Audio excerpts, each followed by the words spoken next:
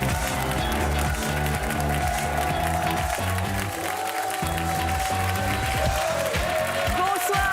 à tous et bienvenue pour un nouveau numéro inédit et en direct de C'est que de la télé. Vous avez passé un bon week-end? Bon, visiblement ici, l'ambiance est au top. On est ensemble jusqu'à 19h pour voir toutes les images fortes de la télévision. Merci au public d'être là ce soir. Merci. Merci infiniment. C'est toujours un plaisir de vous accueillir également ici. Et à 19h, vous savez qu'il y a place à la télé, même l'été, avec mon copain Benjamin Castaldi. Mais en attendant, comme tous les soirs, j'ai une équipe de choc qui m'accompagne, à commencer par mon petit chou, vous le savez. Il a la même houppette ou presque que Tintin. Et comme Tintin, c'est un journaliste très renseigné et très sérieux, Damien Canivez. Super, vos introductions sont toujours comme ça. C'est vrai? Ah, je vous ai dit, hein, j'y mets tout mon cœur, j'y réfléchis. Bref. À ses côtés, une des voix qui vous réveille régulièrement avec douceur et chaleur le matin à la radio, la délicate Stéphanie Loire. Stéphanie, super. En asymétrie, Stéphanie. On est sur une inspiration très flamenco. Oui, j'aime beaucoup. Alors, une épaule dénudée, une à moitié. Enfin, voilà. C'est le budget, je fais avec ce qu'on a. Oui, c'est ça. C'est votre pige. Un petit nouveau, un avocat dont on dit dans son milieu qu'il casse les codes et qu'il a une grande gueule. vous allez découvrir effectivement que ce crack du barreau n'a pas peur de dire les choses avec force et conviction. Maître Steve Rubin. Comment allez-vous? Très bien, et merci de m'accueillir ce soir. Très bien. Alors, vous savez que vous êtes un des avocats les plus célèbres de France. Depuis qu'un de vos clients, un rappeur, le prénommé Sofiane, a fait de vous le héros d'une chanson. Oui, pareil, effectivement, il a fait une très belle chanson. On écoute. C'est classe quand même. Maître Ruben. Alors, à côté, vous avez vu, elle fait très bien la rappeuse. Oui. Hein, franchement, vous êtes Moi, j'ai bien. fait une polyphonie corse pour mon avocat. Pour Maître Ruben aussi? Oui, ben, je vais allez-y, le faire. faites voir ce que ça donne. Oh, maître Ruben. Bon, bah, vous voyez, c'est une artiste, elle aussi, elle n'a pas peur de dire les choses. C'est même pour ça qu'on l'aime. Notre Corse préférée, spécialiste du foot et des polyphonies corses, donc, et également des coups de gueule, Francesca Antonietti. Ça va, Francesca? La connue, là. Balou, j'ai tout mis ce soir. Ah bah là, parce qu'il y a l'avocat à côté, c'est pour ça. J'ai tout mis. Ah oui, Vous m'avez d'accord. dit un avocat, j'ai tout mis. D'accord, très bien. Parce que Francesca, je vous rappelle, est toujours célibataire. Donc on lui présente régulièrement des personnes qui pourraient éventuellement l'intéresser. Agriculteur. La semaine dernière, c'était un agriculteur, Antoine, qu'on embrasse, qu'on salue. Et Ça n'a rien donné. Voilà, ça n'a rien donné, Si ça non, pour intéresse les l'instant. gens. Alors maintenant, il y a Maître Steve Rubin qui est à vos côtés. Hein, voilà, vous avez passé une bonne Ouais, soirée. très bien. On va adorer. Et enfin, un autre journaliste, mais lui, il est spécialiste cinéma et on peut le lire régulièrement dans le magazine L'Express, mais il n'y a pas que le cinéma qui l'intéresse. Non, la société dans son entier le passionne. Christophe Carrière. Merci. Ça va, Christophe? Ça va très bien. La voix est fatiguée, mais La voix, ça va aller. Qu'est-ce que vous avez fait ce week-end? Vous avez dormi cul nu ou quoi? Mais non, je vous en prie, j'étais avec mes filles, attendez. Non, j'ai fait le papa poule, non, tout va bien. Très bien, d'accord. Bon, en tout cas, vous avez joué de la voix, visiblement. J'ai joué de la voix, oui, voilà. Prenez soin de vous, on a besoin de vous ici. Hein. Oui, mais La saison n'est pas finie, mon petit bonhomme. je le tiens. Bon. Alors, vous en avez probablement entendu parler ces derniers jours, un peu partout en France. Il est désormais possible d'acheter du cannabis en toute légalité dans les boutiques spécialisées. Elles fleurissent comme des champignons, si j'ose dire. Mais le gouvernement semble vouloir mettre un terme à ce commerce, ou en tout cas se pencher sur ce phénomène. On va en discuter avec notre invité, qui est l'un des premiers à avoir ouvert boutique à Paris. Il s'appelle Joachim Louski. Bonjour Joachim, bienvenue. Installez-vous. Bienvenue Joachim. Il est venu avec des notes, attention, hein, ça ne plaisante pas. Joachim, vous êtes le fondateur de l'un des premiers coffee shops qui a ouvert à Paris ces jours-ci. On vous reçoit aujourd'hui parce qu'on voulait faire un petit point sur ce commerce qui est, reconnaissez-le, d'un genre nouveau, on va dire, hein, pour utiliser un euphémisme. Votre boutique fait un carton, la file d'attente devant votre magasin est impressionnante, à tel point que la ministre de la Santé, Agnès Buzyn, annonce vouloir se pencher sur le flou juridique qui vous permet de vendre ce qu'on appelle du chanvre, parce que qu'on s'entende bien, le cannabis que vous vendez, c'est une substance un peu particulière qu'on appelle cannabis thérapeutique, c'est bien ça? Thérapeutique, vous savez, moi je ne suis pas médecin ni pharmacien pour parler de ce genre de choses. Après, effectivement, vous avez raison, c'est plutôt du chanvre, car il contient moins de 0,2% de THC. D'accord. Il ne fournit aucun effet psychotrope. D'accord. Donc, ce qui différencie le cannabis que vous vendez de celui qui est interdit par la loi, c'est la dose, en fait, de THC. Oui, effectivement. Parce ouais. qu'en France, moins de 0,2, on aurait l'autorisation. Je dis bien on aurait avec le Ouais. conditionnel parce que visiblement, la ministre de la Santé n'est pas très fan de ce pourcentage, mais on en reparlera si vous le voulez bien. Stéphanie, une question certainement. Le cannabis que vous vendez, vous le destinez à être consommé en bonbons ou en infusion dans des tisanes. Mais vous le savez, entre nous, la plupart des consommateurs vont le fumer. Écoutez, moi je vends un produit, chacun en dispose comme il l'entend. Oui, mais vous êtes au courant, vous savez qu'il y a une sorte de vide là-dessus et il y a une petite mascarade où on dit on va le mettre dans une tisane alors qu'on sait très bien qu'on va le rouler dans une feuille. Chacun fait ce qu'il veut, encore Et une vous, fois. quand vous le consommez, vous le consommez comment? Ah, moi, je ne consomme pas, moi. Non, mais ça veut dire que, alors, premièrement, ça veut dire que vous en lavez les mains. Vous dites, moi, je vends quelque chose que j'estime légal. Après, les gens font ce qu'ils veulent, ça ne me regarde pas. Et deuxièmement, vous savez comment est-ce qu'on peut utiliser votre produit et quelles sont les conséquences quand on l'utilise? Qu'est-ce que ça procure? Ah bah, je vous invite à venir chez Coffee Écoutez, Shop. moi, je suis pas pour très essayer. friande de ce genre de truc. Moi, je suis très flippée, donc je dirais pas, mais c'est pas un jugement de valeur. C'est juste que, voilà, c'est pour le coup peut-être une question de génération Bah, aussi. Ça ouais, je vous- moi, m'interroge. Donc après, voilà, une large partie de notre clientèle s'accorde à dire que ça leur fournit des effets calmants, des effets relaxants. D'accord. Mais encore une fois, moi, je ne peux pas m'étendre sur ce sujet, tout ce qui est santé. On n'est pas médecin, on n'est pas pharmacien, et on ne parle pas de ce produit sous un jour favorable. D'accord. Donc vous dites, pour l'instant, moi, ce que je peux garantir, c'est que ceux qui l'utilisent sont ne tombent pas sous le coup de la loi, et en plus, vont avoir un effet euphorisant ou calmant en fonction d'eux. Moi, je ne garantis rien. C'est mon fabricant qui va me garantir que mon produit est effectivement en dessous de 0,2 de THC, avec des Enfin, certificats. quand même, ce que vous avec réceptionnez, des- vous êtes responsable de la marchandise que vous Oui, vendez. oui, D'accord. bien Donc entendu. vous garantissez en tout cas que c'est en dessous de 0,2. À 100%. D'accord. Francesca. Quelle est la démarche dans l'ouverture d'un magasin comme ça? Est-ce que c'est de faire évoluer la loi sur la légalisation du cannabis ou est-ce que c'est simplement faire du pur business? Moi, avant tout, je suis un entrepreneur. Non, je ne suis pas du tout un militant, je ne suis pas du tout un rebelle, je ne veux pas du tout faire changer la loi. Ce n'est pas du tout mon but. Moi, je souhaite simplement entreprendre sereinement. Et si le cadre légal me le permet aujourd'hui, je le fais. Vous Pour dites faire il y a du une business. voilà, vous dites il y a une brèche, je m'engouffre et je fais de l'argent, on va dire. C'est un commerce. Je fais du commerce, je suis un commerçant. Damien. Admettons, je me fais arrêter par la police. Oh ben non, pas vous, Damien. Non. Ouais. Non, avec votre tête, Damien, vous ferez pas arrêter par la police. Il n'y a aucune chance. Et attention, Valérie, il m'arrive d'être un rebelle de la forêt, moi aussi. Hein. Faites voir comment vous faites le rebelle, Damien. Ouais, je fais des checks comme ça, hein, ça m'arrive. Oh bah dis donc, c'est Damien qui a des checks. Oh là là.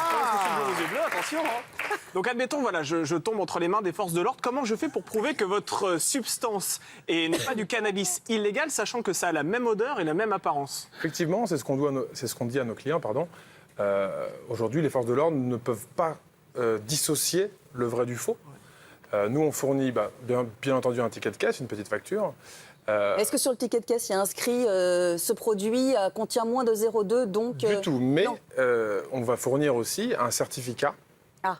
donc qui sont eux-mêmes fournis par notre fabricant, qui atteste que le produit est en dessous de 0,2 de THC. Après, voilà, on leur dit bien, ça ne fait pas foi. On pourrait considérer qu'un client vient acheter le matin chez nous, vient acheter l'après-midi dans la rue et essaye de créer la confusion. Donc rien ne fait foi. Ça nous est déjà arrivé même d'avoir des clients qui sont revenus après s'être fait contrôler par la police. Certains se sont fait prendre le produit, d'autres se sont fait juste questionner. D'accord. Mais ils se sont fait... Donc vous dites, relâcher une fois qu'ils après. sortent de ma boutique, je ne suis plus responsable, Ah non, je ne suis responsable plus de rien. responsable. Maître Ruben. Oui, moi je pense que la loi vous est favorable. Hein. J'ai fait quelques recherches, je pense qu'elle Ah vous bon est favorable. Oh oui, je pense qu'il y aura matière à discussion suite à la note qui a été faite par la mission interministérielle.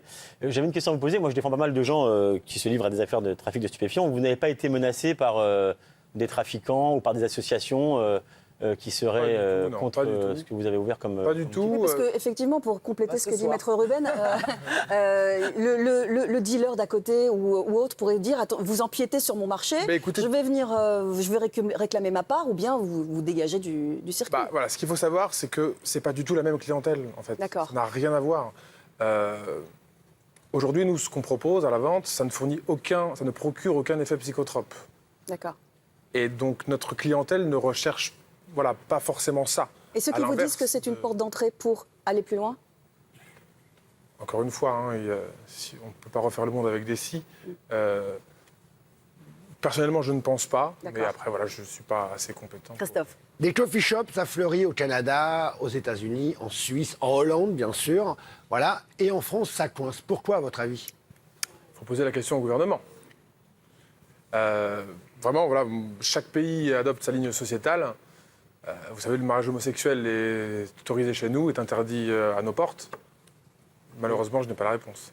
Alors justement, on le disait il y a quelques jours, la ministre de la Santé a annoncé l'ouverture d'une enquête concernant la vente en France de ce genre de produits. Comment est-ce que vous avez réagi? Comment est-ce que vous réagissez à cette déclaration? Vous vous sentez menacé? Vous vous dites qu'il va falloir fermer boutique?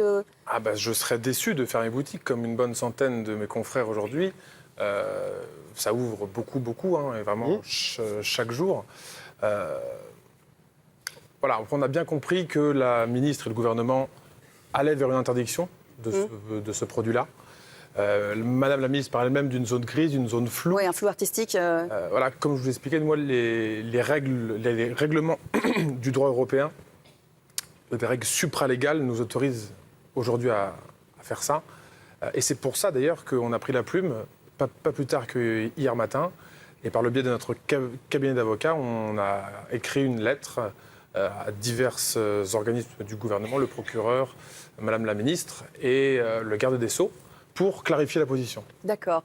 Justement, pour clore avec vous, Maître Ruben, est-ce que on s'achemine vers un changement de la législation et la fermeture de ce genre de boutique parce que même si c'est en dessous de 0,2, ça va devenir illégal? Mais en fait, ce chiffre 0,2, là, je me suis intéressé parce qu'en fait, j'arrivais pas à comprendre d'où est-ce qu'il sortait. En fait, il existe dans la législation française aujourd'hui. C'est un arrêté du 22 août 90, donc qui est déjà ancien, où effectivement, lorsque la plante, enfin le texte dit la teneur en delta 9, etc., de ces variétés n'est pas supérieure à 0,20%. Donc en fait, actuellement, vous êtes autorisé, si j'ai bien compris, si jamais le produit et la plante est limitativement énuméré dans une liste qui est fixée par décret. D'accord. Exactement. Donc pour l'instant, en tout cas, c'est encore autorisé. Pour l'instant. Merci d'avoir été avec nous, Joachim Lustig.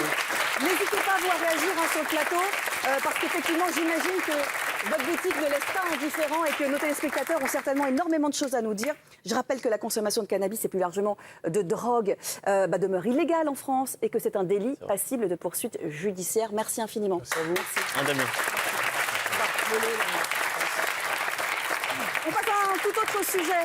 Les enfants, dans le 19-20, Île-de-France, on a appris qu'il était désormais possible de récupérer ses colis directement en gare. Plus besoin d'attendre chez soi que le postier passe. Regardez. La vente sur Internet explose, les colis sont partout, ils envahissent notre quotidien. Pas toujours facile de les récupérer. Alors dans ce hall de gare, à côté des cafés et du traditionnel marchand de journaux, on trouve désormais ces casiers à colis. Quand vous commandez un colis et que vous le faites livrer dans ce point de collecte ici, vous l'avez dans ce casier pendant 3 jours. Près de 100 millions de personnes fréquentent la gare de Lyon chaque année. Une belle vitrine pour le géant de l'Internet qui compte installer ses casiers dans 1000 autres gares en France. Alors, moi, je trouvais que c'était pas mal, mais Francesca, je vous vois râler. Enfin, comme d'habitude, Non, si j'ose dire. mais pas du tout. Vraiment, je râle simplement à juste titre.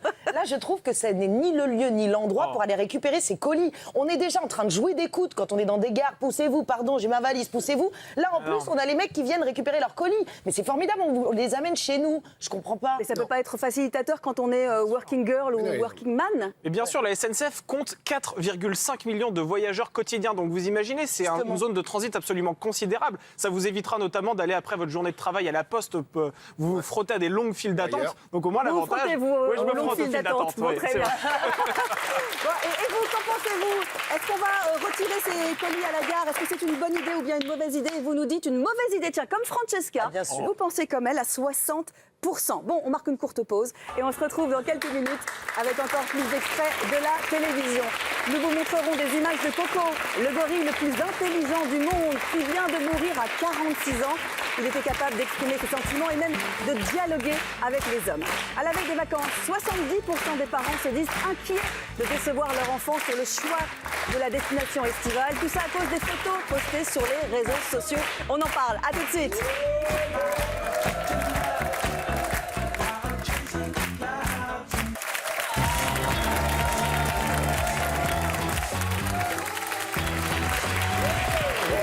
De retour dans C'est que de la télé.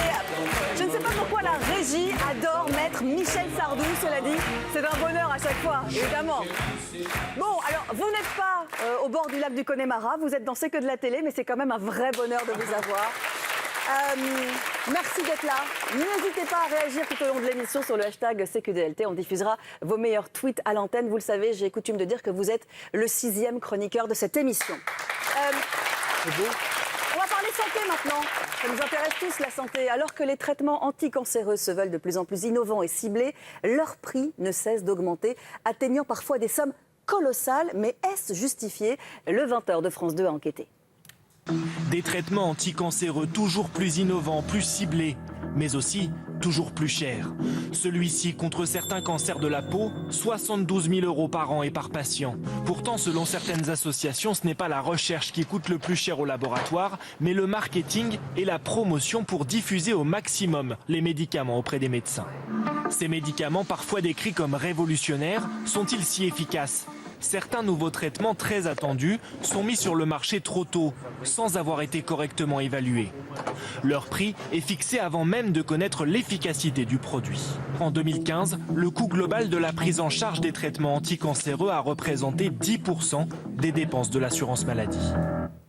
Alors, on a bien conscience, effectivement, que de toute façon, ces traitements sont obligatoires. On n'a pas le choix. Mais est-ce que vous trouvez que les prix sont justifiés, Francesca, par exemple? Pour moi, c'est justifié. Évidemment, c'est des prix qui sont énormes, c'est colossal. C'est des sommes qui sont colossales, effectivement. Mais c'est quoi? C'est 10, 15 ans, 20 ans de recherche pour permettre à des gens d'être soignés de cancers comme les cancers de la peau, enfin des cancers qui sont souvent très graves. Donc effectivement, ça nous paraît être des sommes astronomiques. Sauf qu'à un moment, souvent, c'est des prix qui sont donc validés, qui ont été proposés d'abord par un laboratoire et qui sont ensuite validés et qui sont mis sur le marché et on a besoin, je veux dire, ça n'a pas de prix, la santé n'a pas de prix. Moi, je ne peux pas vous dire que c'est trop cher. Damien. Oui, sauf que j'ai lu cet après-midi dans une revue qui s'appelle le Journal of American Medical Association qui explique bien que justement, les laboratoires prétendent des prix qui sont 3 à 4 fois supérieurs à leur coût réel de fabrication. Donc pour une marge, évidemment, d'accord, il faut bien que les laboratoires gagnent de l'argent, mais pas à ce prix-là quand même. Francesca, quand effectivement je me fais le relais de Damien, quand on dit que c'est pas simplement la molécule qui coûte cher, mais le packaging, la publicité, est-ce qu'on pourrait pas se contenter d'un packaging peut-être un peu moins luxueux et peut-être un peu moins de publicité? Ce sont aussi des sociétés, on peut pas non plus être naïf complètement. L'important, c'est que la recherche avance, l'important, c'est qu'on ait des traitements. On a la chance d'avoir une sécurité sociale qui prend en charge ces médicaments-là et d'autres médicaments qui, eux, baissent à côté. Donc, du coup, l'équilibre est respecté. Donc, ne nous plaignons pas, encourageons justement les laboratoires à rechercher encore plus et peut-être à ce qu'ils baissent un peu leur prix. Christophe. Mais on ne peut pas gueuler là-dessus. Bah oui, c'est des commerçants. Alors, oui, vous avez l'air de tomber de la lune. C'est-à-dire que si vous saviez la marge que se fait votre marchand de fruits et légumes sur ce qu'il vous vend, sans tomber de la lune, on peut effectivement trouver choquant qu'on fasse autant de marge et de commerce sur la santé des citoyens. C'est pas d'hier que les labos pharmaceutiques, je veux dire, font de la thune. Je veux dire, c'est leur boulot. Alors effectivement, comme il y a des remboursements, ça va. Je veux dire, il y a l'offre et la demande. Voilà, moi, ça ne me choque pas plus que ça. Stéphanie. Sauf que les remboursements, ce n'est pas gratuit. On a quand même la chance d'avoir un système médical, contrairement aux États-Unis, qui nous permet à tous d'avoir accès à des soins, d'avoir accès à des traitements comme ceux-là. N'allons pas piller la sécurité sociale pour vendre des médicaments enrobés de marketing et de publicité qui sont hors de prix, pour justement mettre en péril notre système social qui permet de garantir cet accès. Il faut aussi voir que s'il y a des médicaments qui coûtent aussi cher, il y a aussi une politique derrière qui veut que les gens n'abusent pas non plus des médicaments à tort et à travers. Mais malheureusement, les patients n'ont pas le choix. Il ne s'agit pas d'abus du tout. Non, bien sûr que non. On est bien d'accord. Alors, une bien triste nouvelle, là, cette fois-ci, que l'on a appris ce week-end. C'est le gorille Coco, connu à travers le monde pour avoir appris à s'exprimer en langage des signes, qui est décédé à l'âge de 46 ans dans un zoo de Californie. Le 20h de France 2 est revenu sur sa vie. C'est une soirée télé comme Coco les aimait. Mais quand vient la scène où le jeune héros est séparé de sa mère, la femelle gorille détourne son regard. Elle va partager son émotion avec celle qui l'a élevée grâce à la langue des signes. Une attitude hors du commun pour un animal. Oh, ça c'est une scène triste. Je sais, tout le monde pleure dans ce film. Des années d'un apprentissage avec la psychologue Penny Patterson. Elle va lui apprendre à maîtriser 1000 mots du langage des signes. Coco, symbole de la communication entre les espèces. À 46 ans, Coco est morte dans son sommeil en Californie, où elle a vécu en captivité sans jamais connaître la forêt. 1000 mots quand même, c'est incroyable, c'est magnifique. Alors je vous entendais dire, vous aimiez les hommes poilus, quel rapport? Non, mais parce que je m'étais dit, si seulement j'avais rencontré Coco, il est tout ce que j'aime. C'est-à-dire que la conversation, 1000 mots, c'est quand même plus que la plupart de mes ex. J'adore. Tu dois être content de l'apprendre. J'aurais eu la conversation, j'aurais eu la chaleur. Ouais. Voilà. La force, bien sûr, la force physique, bien sûr, la protection. La puissance. Bien sûr. On se serait roulé dans l'herbe pendant des heures et ensuite on aurait pu parler. Mais la question, c'est est-ce qu'il aurait voulu de toi aussi? C'est pas sûr. C'est pas sûr. Mais attendez, Stéphanie. Excusez-moi quand même. Moi, je trouve que cette relation était sublime, sublime. c'est sublime. Et puis surtout, les gorilles, on en a fait quelque chose d'agressif dans la littérature, dans le cinéma. C'est des animaux pacifiques. Il faut quand même rappeler qu'il y a des abrutis de braconniers qui vont les tuer pour vendre la viande des gorilles à une clientèle aisée qui considère que c'est un signe extérieur de richesse. C'est dramatique. Je pense qu'il mériterait de se faire. Ce que Francesca ignore, c'est que Coco était une femelle et que c'était une femelle en plus très coquine parce qu'elle demandait souvent aux membres de la fondation de montrer les tétons. Et en fait, il y a 2 femmes qui ont refusé de montrer leurs seins, et bien elles ont été virées de la C'est fondation. marrant, vous avez retenu ça du reportage. Bah ouais. C'est fou quand même, hein, Damien. Ça m'avait frappé quand même. Parfois, ce garçon m'étonnera toujours. Bon, qui est un conducteur civique autour de la table? Qui se conduit bien? Ah non. Vous conduisez mal. Je pose la question parce que le 6h Info de France 2 s'est intéressé aux mauvaises habitudes des conducteurs partout en Europe. Et vous allez voir, nos voisins sont loin d'être irréprochables. À chaque pays, ses chauffards et ses mauvaises habitudes. Le klaxon d'abord. Ce sont les Espagnols qui en abusent le plus en Europe. 66% avouent l'utiliser très fréquemment. Les excès de vitesse seraient eux le gros travers des Allemands. Quasiment tous dépassent les limitations. Quant aux Français, nous sommes les champions du clignotant en option. Et juste derrière les Grecs, quand il s'agit d'insulter les autres conducteurs.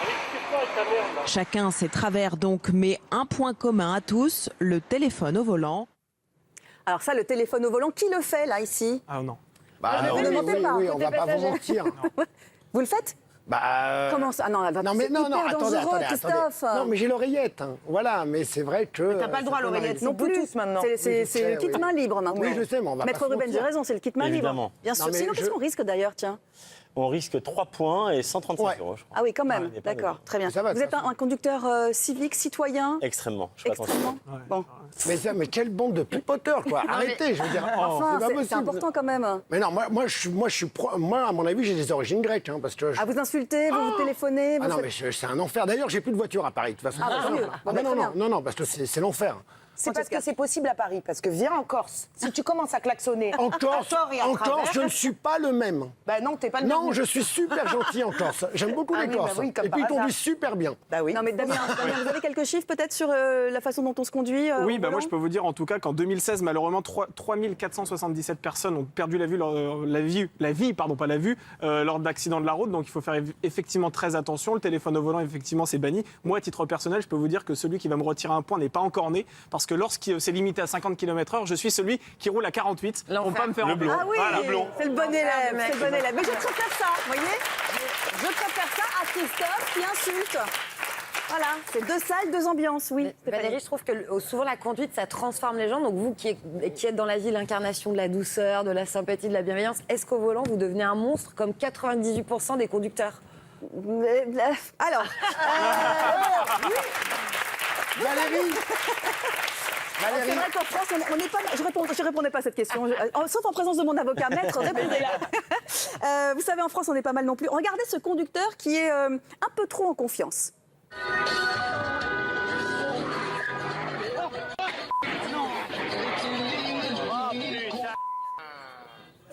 Voilà, ça c'est Christophe au volant. Non, c'est pas vrai.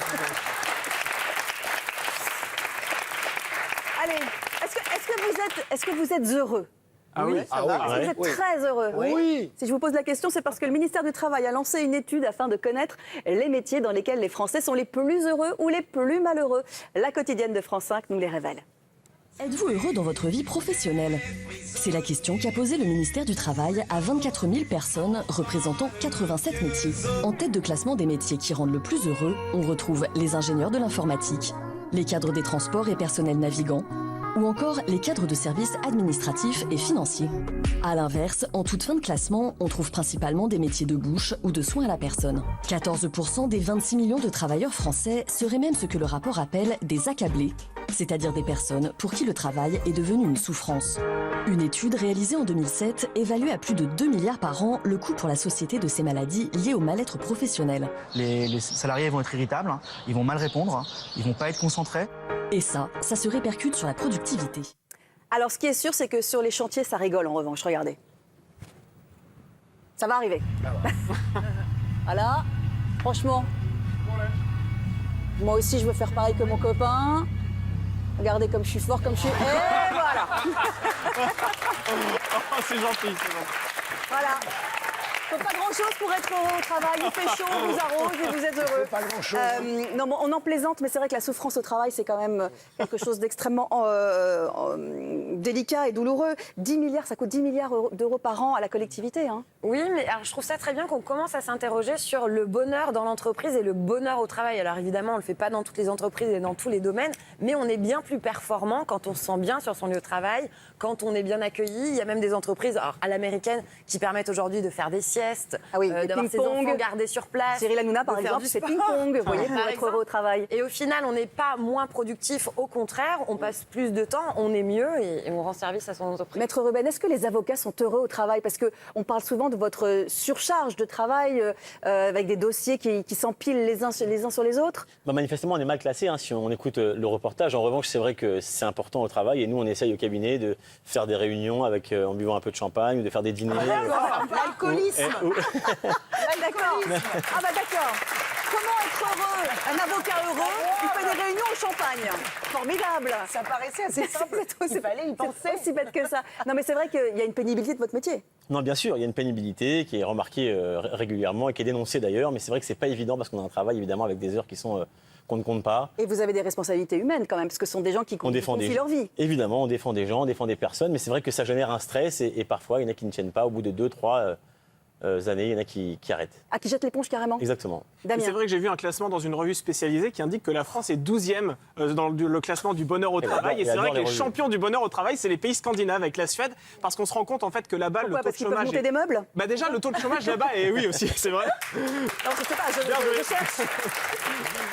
Le taux de chômage là-bas, c'est vrai, est assez bas. Donc déjà, il n'y a pas cette inquiétude-là. Et puis en même temps, c'est vrai qu'il y a des espaces de convivialité qui sont mis en place dans les entreprises. Et du coup, ça permet de s'aérer l'esprit. Vous savez qu'à chaque fois que Damien dit qu'il a lu un magazine, c'est qu'il était aux toilettes. Il a beaucoup de un garçon heureux. Parce que une des façons d'être heureux au travail, c'est d'avoir un transit impeccable. Et vous, tiens, est-ce que vous êtes heureux au travail? Oui ou non? On vous a posé la question et vous nous avez dit... Aïe, vous n'êtes pas heureux à 58%. Vous savez quoi, quand vous rentrez du travail, une chose à faire. Vous regardez, c'est que de la télé et on vous apporte un peu de bonheur. En tout cas, je le souhaite, je l'espère, on travaille pour ça. On va marquer une petite pause et dans un instant, à suivre, alors que leur procès devait les amener éventuellement en prison, 8 dealers présumés se sont retrouvés totalement libres. La cause, l'une des juges a été hospitalisée avant le procès et n'a pas pu être remplacée. En vacances chez sa mère au Canada, Cédélia Roman, une jeune Française de 19 ans, a été incarcérée durant 15 jours aux États-Unis car elle faisait son jogging. Tu n'y arriveras jamais, fais ce que tu veux, ou encore je m'en fiche. Si votre compagnon vous parle de cette façon, c'est qu'il vous méprise. Et c'est peut-être le début de la fin de votre histoire. Ouais, je sais, c'est triste. On en parle tout de suite sur C8.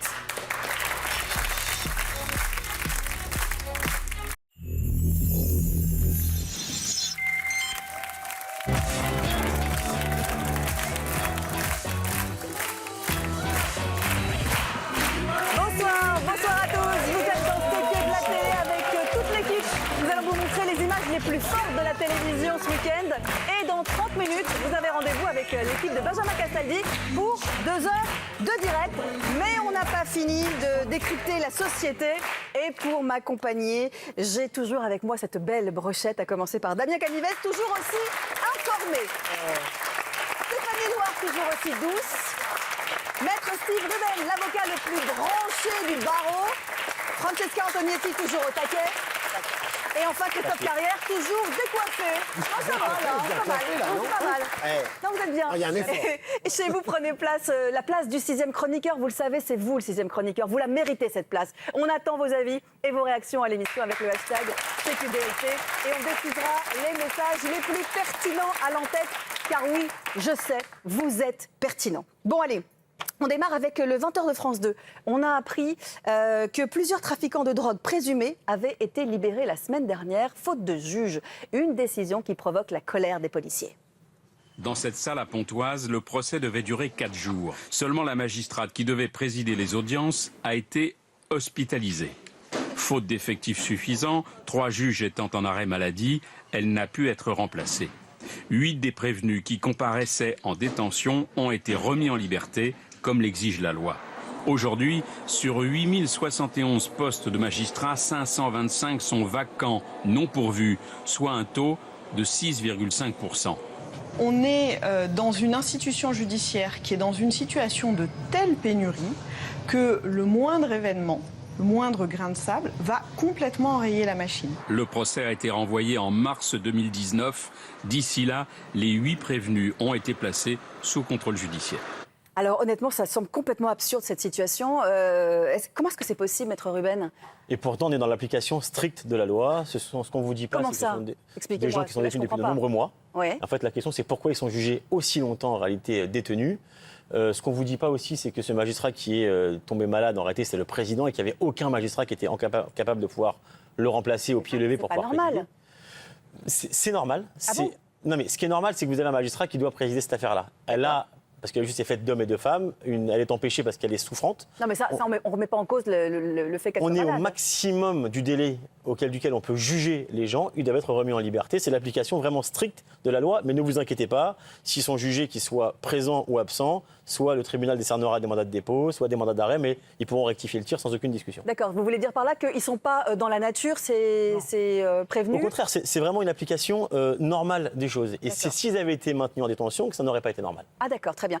On dit que c'est lié à la pénurie, mais vous m'avez expliqué que quand bien même il y aurait eu quelqu'un pour remplacer le président ou la présidente, il n'aurait pas pu reprendre le dossier? Mais matériellement, c'est juste impossible. Si vous voulez, une affaire qui vient sur 4 jours avec 8 prévenus, c'est une affaire qui se travaille, parfois 2, 3, 4, 5 jours avant. Là, vous avez une circonstance qui est insurmontable, comme si demain, un avocat, effectivement, était empêché.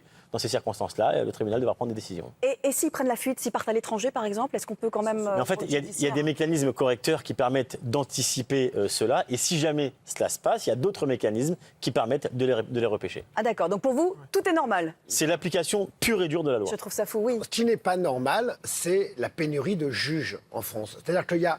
Alors sur 8071 postes, 71 postes de magistrats, 525 sont vacants. 525 vacants. Et là, on a appris qu'à l'école de magistrature de Bordeaux, là où on forme les juges, Exactement. il y en a 359 qui vont sortir en septembre prochain, là, qui vont être actifs. Mais il en manque encore près de 200. Comment est-ce que vous expliquez ça, cette absence de postes Soyez honnête, vous me l'avez dit à la pub. Elle lui a mis la pression. Non, mais je vais vous dire, c'est une profession qui est difficile, c'est une profession qui est très hiérarchisée, c'est une profession où l'accès est relativement difficile parce qu'effectivement, il faut passer des concours qui ne sont pas évidents. Pas du tout. Je dis simplement que c'est un métier dont l'accès est compliqué, dont la formation est longue, et je ne pense pas qu'on manque de magistrats en France. Je pense que certaines juridictions ne sont pas gâtées, mais c'est également une question de pouvoir politique. C'est-à-dire qu'en fait, vous avez des juridictions qui nécessitent d'avoir d'autres magistrats, et pour autant... Il a tourné autour du pot. Qu'est-ce qu'il vous a dit réellement à la publicité? Que c'est très mal payé. D'accord. C'est aussi cela. Quand on a parlé pénibilité tout à l'heure, effectivement, de votre métier et bonheur au travail, s'il n'y a pas un ratio aussi entre le salaire qu'on perçoit et la difficulté de la tâche, on peut aussi comprendre. Vous savez à combien vous démarrez quand vous êtes juge? 2600 € net. Alors, pour certains, ça va peut-être paraître beaucoup, mais enfin, vu les études, la difficulté et tout ça, et la charge de travail, c'est peu, quoi, 2600 € net. C'est vrai. Non, c'est vrai que... Et d'ailleurs, ceux que nous défendons, d'ailleurs, pensent toujours que les magistrats gagnent des sommes astronomiques. Ça, c'est à cause du cinéma et de la télé, parce qu'on les voit C'est les toujours... fictions américaines où on voit des avocats toujours blindés. Vous n'êtes pas blindé? Absolument pas. Absolument pas. Cela dit, c'est pas une tare d'avoir de l'argent. Justice toujours avec un fait divers maintenant. Le procès du violeur des balcons qui s'est ouvert aujourd'hui à Avignon. Et c'est BFM qui est revenu sur les faits. Ce violeur a sévi 10 fois ici entre 2013 et 2015, toujours de la même façon. La nuit, par les balcons, il profite d'une fenêtre ouverte pour pénétrer chez des femmes seules. Il viole, puis oblige sa victime à se laver et à nettoyer les lieux à l'eau de javel avant de s'échapper. Un sentiment d'insécurité permanent était né dans la région. La première chose que j'ai faite, c'est fermer mes fenêtres et mes volets. Après des mois d'enquête infructueuse, un témoin a repéré la voiture du violeur. Il a pu être arrêté et est rapidement passé aux aveux. À l'heure du procès, la plupart des victimes redoutent la confrontation avec leur agresseur. Ce violeur en série encourt 20 ans de prison. Le verdict sera rendu vendredi. Alors terrible évidemment pour ces femmes victimes. Est-ce que justement, mesdames, lorsque vous entendez des faits divers comme cela, est-ce que ça réactive chez vous soit un sentiment d'insécurité, soit des gestes réflexes de fermer les fenêtres ou autre la nuit? Pour être honnête avec vous, j'ai lu cet article ce matin dans le journal Aujourd'hui en France, Le Parisien. Et là, je dormais la nuit, fenêtre ouverte, je laissais la journée les fenêtres ouvertes chez moi. C'est terminé. Même si on doit vivre une canicule cet été, je n'ouvrirai pas. Vous investirez dans une clim. Mais évidemment, ça nous rend complètement parano. C'est vrai que du coup, ça induit des réflexes. C'est peut-être une bonne chose aussi que ces informations-là sortent dans la presse et que derrière, ça réactive des gestes qui nous permettent de nous sauver. Quand on est chez soi, c'est la dernière chose à laquelle on pense. On se dit, au pire, je vais avoir des moustiques. On se dit pas qu'il y a un violeur qui va passer par le balcon.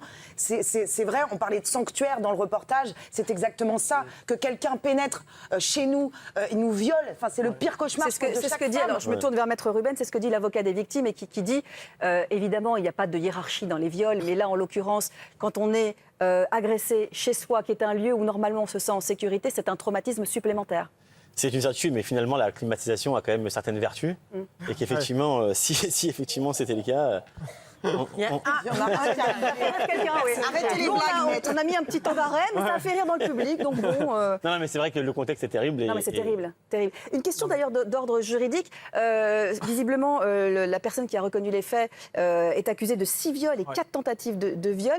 Il y a des peines qui s'accumulent quand on accumule comme ça les infractions, ou est-ce que c'est la même peine qu'on fasse un viol ou qu'on en fasse 6? Non, contrairement aux États-Unis, où vous avez parfois des gens qui sont condamnés à 50, 60, 80 années de prison. En France, en fait, ça ne se cumule pas. Que vous commettiez 1, 2, 3 ou 10 méfaits, vous êtes condamné sur des qualifications. En fait, vous encourez le maximum de la peine encourue. Et là, le maximum, c'est 20 ans. 20 ans. Damien. Il y avait un point commun, entre guillemets, à toutes ces affaires de viol, malheureusement, c'est que cette personne-là abusait de ses femmes et en même temps leur parlait pour se rassurer de sa virilité. Du coup, les enquêteurs ont fait appel à un profiler pour dresser son profil psychologique, tellement ce mec est absolument fou, quoi. Ouais. Non, mais il est père de 2 enfants et tout. Et moi, j'espère sincèrement qu'ils se prennent 20 ans ferme, quoi. Parce que le seul moyen, on se rend pas compte, surtout les hommes, en fait, on se rend pas compte le trauma que représente un viol, a fortiori chez soi. Dramatique. Et le seul moyen, et tous les psychologues s'accordent à le dire, le seul moyen pour une victime de reprendre le dessus et de commencer à se reconstruire, c'est de savoir que la personne est en prison. D'être reconnue en tant que victime. Et puis que la personne soit en prison, enfermée. D'ailleurs, 20 ans, très bien, mais après, quid? Qu'est-ce qui se passe après? Est-ce que, par exemple, ça va être suivi éventuellement d'un suivi psychologique obligatoire Non, mais tu parlais d'experts, justement. C'est-à-dire qu'aujourd'hui, on a vu que ça a animé l'actualité il n'y a pas si longtemps que ça, puisqu'il a un profil très particulier, manifestement jamais condamné, marié, père de 2 enfants. Donc, en fait, il faut s'intéresser à après. Bien sûr qu'il va être condamné, bien sûr qu'il va être sanctionné, et le temps aidant, qu'est-ce qui va se passer après? Donc, il faut évidemment qu'il travaille en détention, auprès de spécialistes, mais il y a aussi l'après, la remise en liberté. Donc, il faut évidemment un accompagnement pour éviter le fait divers qui s'est passé il y a quelques semaines. Alors, une autre info édifiante maintenant. Direction la Seine-Saint-Denis, 4 surveillants d'un collège d'Aulnay-sous-Bois ont été suspendus pour avoir humilié un collégien autiste. On a vu ça dans le 19-20 national de France 3. C'est cette vidéo qui a circulé mercredi sur les réseaux sociaux. Un élève âgé de 12 ans souffrant de troubles autistiques, moqué et filmé par des surveillants du collège. Ce matin, les élèves sont encore choqués. il a des problèmes mentaux et il a volé du pain, mais il s'en rendait pas compte en fait quand il l'a fait inconsciemment, il savait pas que c'était pas bien et on voit plusieurs surveillants qui l'humilient et qui se moquent de lui. Ce type de vidéo de harcèlement d'un adulte envers un enfant est inédit. 3 des surveillants mis en cause avaient pris leurs fonctions au collège en septembre. Le 4e était arrivé en cours d'année. Ils ont été suspendus de leurs fonctions à titre conservatoire. Aujourd'hui, se pose la question du recrutement et de la formation des surveillants. Alors moi, je ne sais pas ce qui risque juridiquement, mais moi, je peux dire qu'humainement, messieurs, si vous me permettez, vous êtes des salauds. Voilà. Parce que j'ai été absolument révoltée. Pardon pour les gros mots, mais je trouve ça absolument révoltant. Stéphanie, on parlait de la formation de ces pions, de ces jeunes pions. Oui, alors, évidemment, c'est un acte qu'on condamne, un acte de cruauté, ignoble, de bêtise. Mais alors, un surveillant dans un collège, il a simplement besoin d'avoir un bac en poche. Et souvent, ce sont des étudiants, ils ont bac plus 2. Il n'y a pas d'autre formation précise pour faire partie du personnel encadrant. Et à 18, 19, 20 ans, alors bien sûr, ils ne sont pas tous tarés et cons comme ces 2 surveillants-là. Mais heureusement, mais malgré tout, ils n'ont aucune clé pour savoir gérer les élèves dans les collèges. Enfin, pardonnez-moi, mais devoir expliquer à des jeunes gens évidemment, mais ça pose la question de la formation et du recrutement. Je m'excuse, il n'y a pas de formation contre la cruauté. À un moment donné, soit tu es cruel, soit tu l'es pas. Ils n'ont aucune humanité. Moi, si j'avais ces mecs-là, ils sont simplement mis à pied. Mais moi, je les mettrais pendant 5 ans faire justement de la sensibilisation dans les collèges et dans les lycées à l'autisme, parce que c'est important. Il faut qu'ils comprennent. Là, manifestement, ils n'ont pas de cerveau. Ils n'ont pas compris. Ouais. Non, mais sérieusement. Justement, juridiquement, si les parents venaient à porter plainte, qu'est-ce qu'ils risquent ? Ils vont porter plainte. Il faut que les parents portent plainte. D'ailleurs, ils écriraient directement auprès du procureur de la République, sans passer par le commissariat.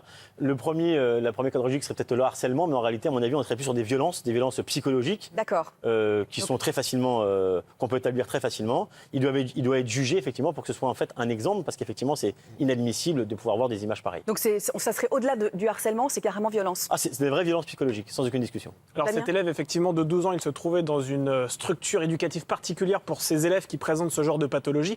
Après, c'est vrai qu'il faudrait que le personnel éducatif ait une sorte de formation aussi pour appréhender ce genre d'élèves qui n'ont peut-être pas l'habitude de rencontrer tous les jours. En tout cas, c'est pas le sujet là, Damien. Non, je suis d'accord avec toi, mais c'est vrai qu'il n'y a aucune formation, comme tu le disais. Oui, pardonnez-moi, mais comme le dit Francesca, il n'y a pas de besoin d'avoir une formation pour comprendre qu'il ne faut pas maltraiter, bouleverser et faire pleurer un enfant qui est en situation de difficulté. Soit on est con, soit on ne l'est pas, je veux dire. Et là, apparemment, c'est des triples cons, je veux dire. Et il faut. Ils ont pris leur dose là. Non, mais il faut pas. Non, mais je voudrais pas qu'on jette l'opprobre sur tous les surveillants non plus, parce que quand même la majeure partie, à 99,9%. Et heureusement. Je pense qu'ils sont très très bons. On leur confie nos enfants. Voilà. Bon, allez, on va parler du couple maintenant. On va se un peu. Ah, enfin. Quoique, Je t'aime, etc. sur France 2 s'est intéressé au mépris qui peut s'avérer fatal dans un couple. À quoi est-ce qu'il est dû ? Que faut-il faire lorsqu'on en arrive à un tel stade ? Voici quelques éléments de réponse. Qui n'a jamais entendu ce conseil de la bonne copine ? Laisse tomber, méprise-le. Une fois que le mépris a pointé le bout de son nez, ça sent la fin. Mais c'est quoi précisément le mépris ? C'est un sentiment à l'égard de quelqu'un que l'on juge indigne d'estime ou d'intérêt. Dans 90% des cas, cette attitude masque en fait un complexe d'infériorité. Le mépris, hautement toxique pour le couple ? Oui, selon John Gottman, un psychologue américain. Depuis une 40aine d'années, ce spécialiste du couple étudie les causes du divorce. Et qui est le premier coupable selon l'expert ? Le mépris. Toujours lui, devant la critique et l'agressivité. Alors moi j'ai un autre exemple. Alors je ne sais pas si c'est vraiment du mépris dans le couple, en tout cas de la confiance, c'est sûr. Ok. Là, ils sont tous les deux et bim. Voilà. C'est un couple qui fonctionne ou pas. Qu'est-ce que vous en pensez de cette information sur le mépris ? Moi, je pense que dans l'amour, il ne peut pas y avoir de mépris. Pourquoi ? Parce que quand vous méprisez quelqu'un, vous avez des mots qui sont durs. Et les mots, ils restent. Et ils ont un sens. Moi, ça m'est déjà arrivé de me prendre quelques scuds. Genre, tu sais pas faire ça, ou t'es nul en ça, machin. Et ben, généralement, c'est des phrases qui restent, qui tournent en boucle dans la tête. Et ça va pas avec l'amour. Ça peut pas aller de pair avec l'amour. Quand on aime quelqu'un, on le soutient, on lui dit qu'il est formidable, même si donc, quand on exprime le mépris, ça veut dire que c'est la fin du couple. L'exprimer, soit on fait semblant, et c'est pour lui faire un petit peu de peine, soit on dit ce qu'on pense et on n'aime pas la personne, je suis désolée, sinon on l'accompagne. Sauf que, abandonner dès qu'on considère qu'il y a un petit peu de mépris, ça veut dire qu'on va se séparer facilement, puisqu'au fil des années dans un couple, parfois il peut y avoir ce que tu appelles des scuds, des petits coups de mépris qui ne signifient pas non plus la fin de l'amour. Il y a un sketch de Florence Foresti qui est hyper drôle là-dessus, où elle dit que nous les femmes, au début, tout ce qu'on aime adorer chez un homme, au fil des années, on aime lui reprocher. Et c'est vrai que finalement, ça peut devenir ça aussi, le mépris. Christophe, un homme justement, tiens. Dès que vous sentez une pointe de mépris en face, ce qu'il faut faire, il faut aller au fight. Tout de suite. Faut aller à l'enjeu. Ah oui, carrément, non, vous êtes radical. C'est-à-dire qu'il ne faut surtout pas laisser partir la personne et lui dire non. Je lui dis reviens ici, on va en parler, on va discuter, même si on s'engueule. Vous faites une bonne engueulade. Et qui dit engueulade, dit forcément réconciliation. Et c'est généralement au pieu. Et ça se passe très bien. C'était la solution de Dr Christophe Carrière pour le mépris. Qui, je le rappelle, a divorcé à plusieurs reprises. Merci Christophe. Bon, il est 18h46, l'heure parfaite pour faire gagner des cadeaux à vous, téléspectateurs qui nous regardez. Toute cette semaine, C8 et C'est que de la télé vous offre la possibilité de gagner un séjour où ça ? Un séjour à New York. Pour 2 personnes. Ou la somme de 2 000 €. Pour tenter votre chance, envoyez vacances par SMS au 73838 ou bien vous appelez le 3927. Règlement et conditions de remboursement sur c8.fr. Et bien justement, si on allait aux États-Unis, allez, on y va aux États-Unis avec une guerre de communication qui bat son plein entre la Maison-Blanche et les médias anti-Trump. Dernier épisode, 2 photos qui ont fait le tour du monde. Photo symbole d'une politique inhumaine. L'hebdomadaire Times en a fait sa une en y ajoutant un cinglant bienvenue aux USA. Donald Trump lui barre la route, devient le mur. Aujourd'hui, la mère et la fille ont été placées ensemble dans un centre du Texas pour migrants. Elles attendent de savoir si elles seront acceptées dans le pays ou expulsées. Autre cliché pris lors du déplacement de la First Lady avant et après la visite d'un centre d'hébergement pour migrants dans le Texas. Melania Trump portait un blouson avec la mention « I really don't care », j'en ai vraiment rien à faire. Ces 2 images jouent un rôle dans la perception de la crise. Une majorité d'Américains se dit opposée à la séparation. Mais la politique de la tolérance zéro en matière d'immigration est très populaire au sein de l'électorat de Donald Trump. Alors la force des images, bien évidemment, on parle du pouvoir de la presse et des images, Damien. Alors le magazine Time, c'est l'un des magazines les plus puissants au monde, 28 millions de lecteurs. Et pour moi, en fait, il n'aurait pas dû prendre cette couverture. Pourquoi ? Pour quelle raison ? Oui, parce qu'en fait, prendre cette photo hors contexte, pour moi, ça accrédite la thèse de Donald Trump, selon laquelle les médias manipulent les fameuses fake news. Voilà, les fameuses fake news. Parce qu'effectivement, l'image est forte, mais dans un contexte où justement on parle de séparation des familles avec des enfants, je trouve que c'est assez maladroit parce qu'en fait, c'est tiré d'un contexte qui est tout autre. Mais n'importe quoi, puisque le contexte existe, puisque Donald Trump a éloigné et séparé avec sa politique de zéro tolérance des migrants des familles et des enfants, plus de 1300. Il se trouve que là, on a toujours parlé du poids des mots, du choc des photos. Cette image, elle a interpellé le monde entier, les médias du monde entier. Elle a permis aussi au passage de récolter 18 millions de dollars pour venir en aide à des associations qui viennent en aide aux migrants. Donc c'est une illustration, même si elle ne correspond pas réellement à la séparation d'une maman et de sa fille. Merci. Évidemment, puisque... Non mais Damien, il délire complètement, il faut qu'il retourne lire au capi. Là, tu dis n'importe quoi. Non mais en couverture, l'image, de toute façon, c'est un montage, puisqu'il y a Donald Trump dessus. Non mais d'accord. C'est une représentation de ce qui est en train de se passer en ce moment, et ça parle à tout le monde. On n'est pas obligé de... Là, c'est pas une photo qui a été prise sur le moment, c'est un montage qui représente une situation. Christophe. Justement, le montage, il n'est pas expliqué au lecteur. Je veux dire, il y a un premier degré de lecture qui est essentiel. En presse écrite, on connaît ça. Sur la couverture, a fortiori, c'est-à-dire qu'on voit cette petite fille, Donald Trump, donc on se dit, cette petite fille a été séparée de ses parents. Ce qui, dans les faits, n'est absolument pas le cas. Ça a été vérifié. Je veux dire, c'est exactement... pas du tout ça, il y a marqué « Welcome to America ». Il faut rappeler le contexte. Cette petite fille, en fait, vient d'un périple qui est épuisant et éreintant. Voilà, c'est pour cette raison qu'elle pleure, du Honduras avec sa maman. Et c'est au moment de l'arrestation de la maman, elle la pose au sol. C'est exactement comme si tu fais un numéro spécial délinquance et tu vas mettre la photo d'un migrant en couverture. Excuse-moi, c'est exactement pareil. Et tu diras, c'est dégueulasse. Je délire complètement. Mais non, je délire pas.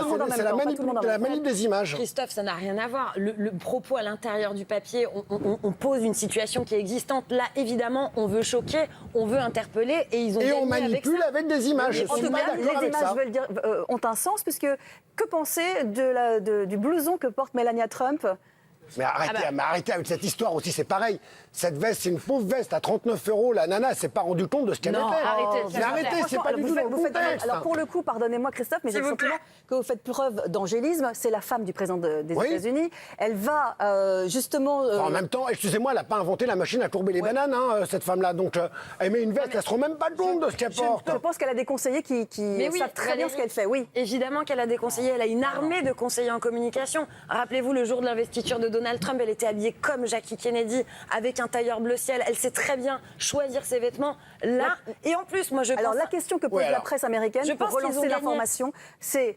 Ce message était-il adressé à Donald Trump et ses infidélités ou ce message est-il adressé à Donald Trump et sa politique migratoire? Moi, je suis beaucoup plus d'accord avec cette théorie-là parce que cette femme a tous les défauts qu'on peut lui prêter, mais je ne pense pas qu'elle soit cruelle. Et là, ce message-là, destiné aux migrants, serait d'une cruauté sans nom. Donc elle est peut-être bête, mais en tout cas, elle n'est pas cruelle. Donc je pense plutôt que c'est un message destiné à son mari. Eh bien, voyons voir ce qu'en pensent nos tweetos. Les médias américains influencent-ils l'opinion publique avec leurs images? Oui, à 81%, non à 19%. Juste la pour force répondre des images. à Stéphanie. Très vite. Ouais, si elle a de si bons conseillers que ça, pourquoi, pour aller voir les victimes de l'ouragan Harvey, elle avait des talons de 12 cm, je veux dire. Et c'est ses conseillers qui lui ont dit de porter ça. Peut-être qu'elle ne les écoute pas forcément. Allez, on va aller du côté de la ville de Nice, puisque quelques jours avant l'arrivée des touristes, la ville a décidé de renforcer les contrôles dans ses restaurants. Plusieurs policiers municipaux ont été mobilisés. L'effet de surprise est total. Une dizaine de policiers municipaux investissent ce restaurant du centre de Nice et ils vont tout contrôler.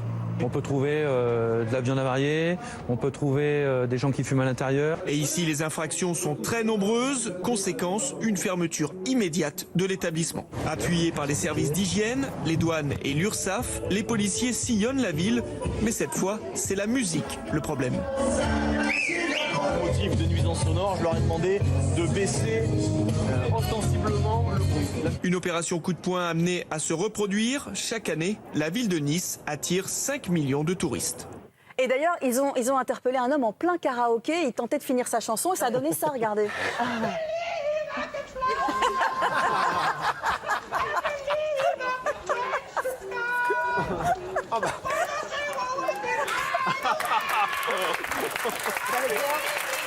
On vous a reconnu, Francesca. Oui, bien sûr. C'est vous.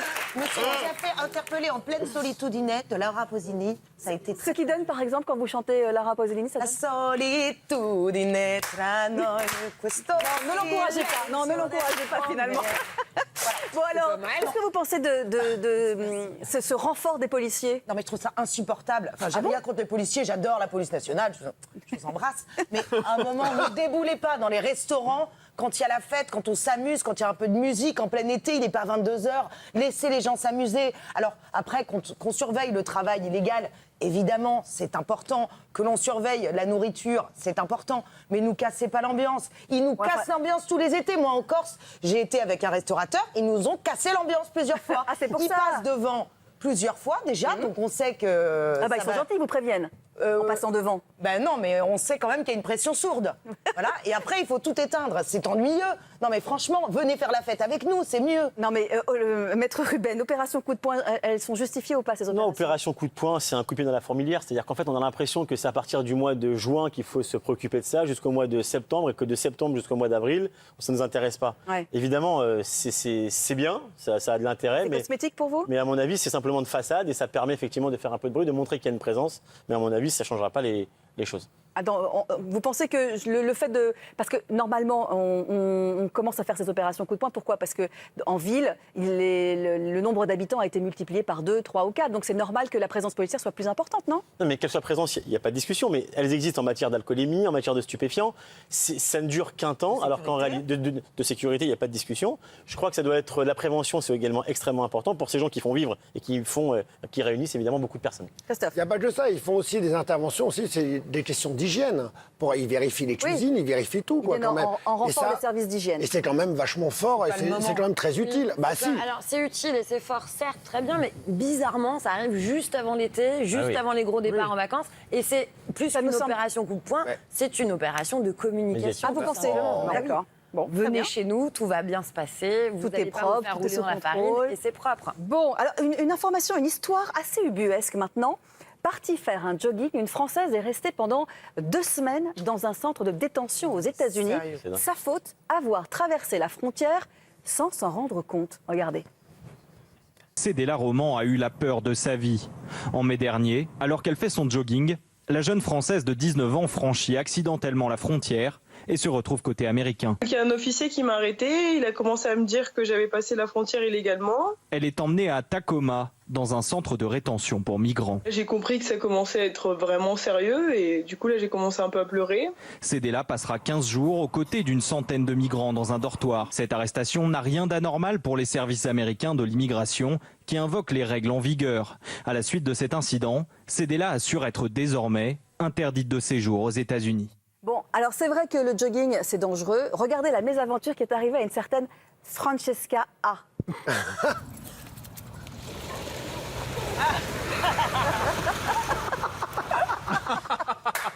C'est tout vous, ça. Ben oui. Elle fait à peu près 2,2 kg, donc le chien, évidemment, la traîne. Vous savez pourquoi je ne cours plus en extérieur?